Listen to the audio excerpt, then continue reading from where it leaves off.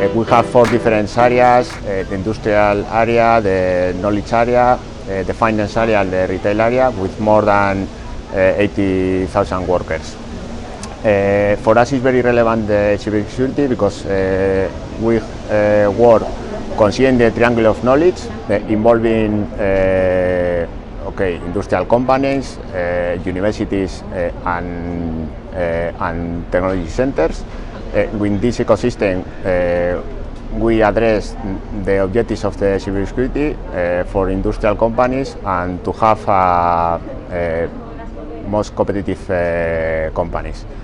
If we need to highlight the advantages of the cybersecurity, I will say that if you don't have one strategy in that field, you are not going to get the final objectives of companies to sell products or to have better productivity in your company.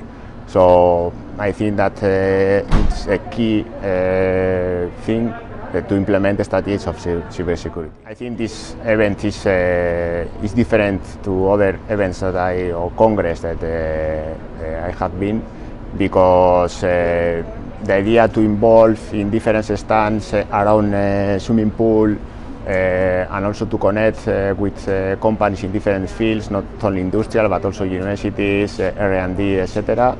In an open space, I think is amazing.